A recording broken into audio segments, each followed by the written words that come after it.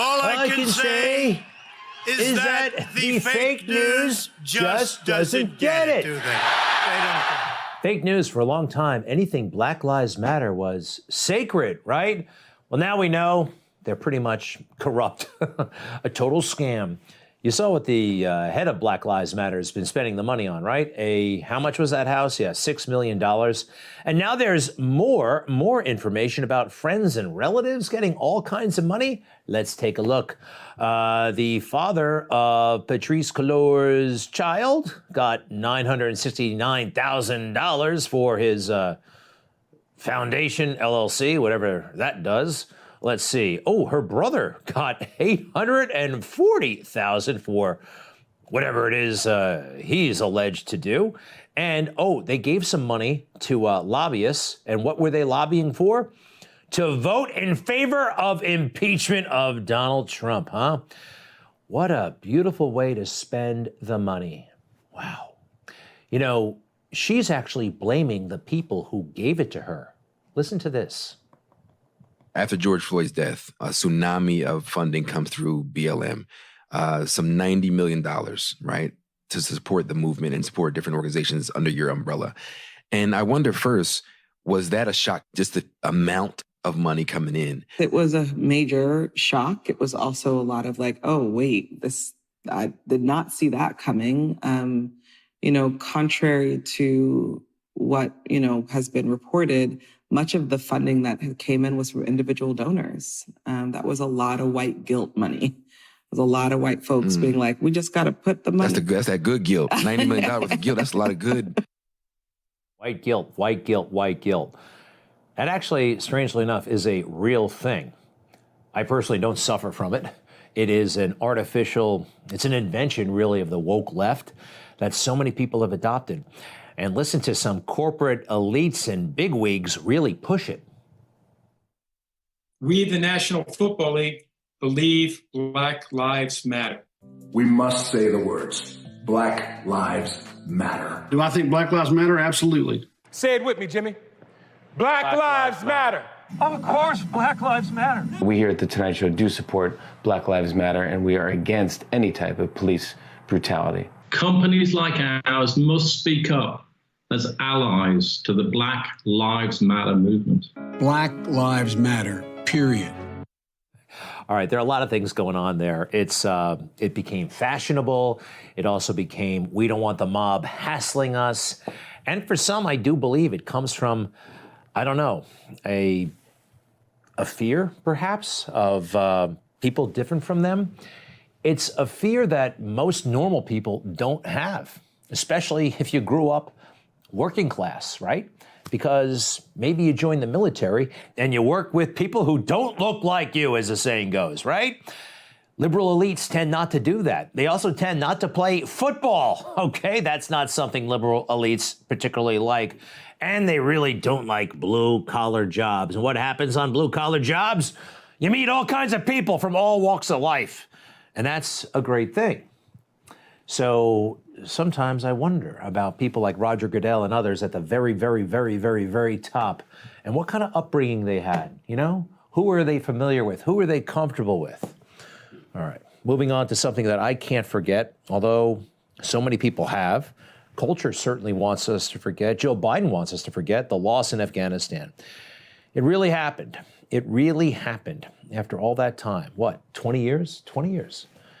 And Tony Blinken, the Secretary of State, who was more responsible for that than almost anybody, can go on a late-night talk show, Stephen Colbert, and shoot the breeze, not be challenged about it, nothing. Of course, he's a good guy. He didn't work for Trump, right? And then they let him play the guitar with the band afterwards. Talk about a corrupt, broken culture. And they also did not ask him, Colbert didn't, about the email he received from Hunter Biden. He was Deputy Secretary of State at the time. Hunter, have a few minutes next week to grab a cup of coffee? I know you are impossibly busy, but would like to get your advice on a couple of things. Absolutely. At that point, Hunter's father was Vice President Biden, and he was the number 2 man at the Secretary of State, Tony Blinken. I have very grave doubts about Hunter, of course, and Tony Blinken. Hey, just like John McCain did, actually. when he was up for that number 2 job at the State Department. He said this. This individual has actually been dangerous to America and to the young men and women who are fighting and serving it. I'll move on to Afghanistan. Mr. Blinken said, quote, "We've been very clear. We've been consistent. The war will be concluded by the end of 2014. We have a timetable, and that timetable will not change." This is why I'm so worried about him being in the position that he's in. Wow. John McCain was right. Now he's in a position even higher than the one he was afraid about, Secretary of State. And we see John McCain was right. We should have listened to Afghanistan. That's on Tony Blinken. That's on the National Security Advisor. And it's on Joe Biden. Wow. Hey, Donald Trump and Vladimir Putin, they're in the news again because, well, Fiona Hill, a former mid-level advisor at the National Security Council, is saying things critical of Trump. That's what she does. Listen to this. He thought that somebody like Biden, who's a transatlanticist, who knows all about NATO, actually knows where Ukraine is, and actually knows something about the history and is very steeped in, kind of international affairs, would be the right person to engage with, as opposed to somebody you've got to explain everything to all the time, honestly. I think that that's kind of where he was going. You could see that he got frustrated many times with President Trump because he had to kind of keep explaining things, and Putin doesn't like to do that, even though he loves to be able to spin his own version of events. He wants to have predictability in the person that, he's engaging with. Putin, she says, was frustrated because he always had to explain things to Trump. I understand something that she doesn't. I'll get to that in a moment. But first, a little bit more on her. Ultra snob, total Trump hater. I knew it when she testified during the impeachment hearings. Get a load of this. I'm appearing today as a fact witness, as I did during my deposition on October 14th, in order to answer your questions about what I saw, what I did, what I knew, and what I know with regard to the subjects of your inquiry.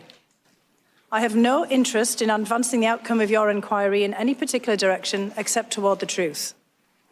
Your inquiry. I have no interest whatsoever. Really?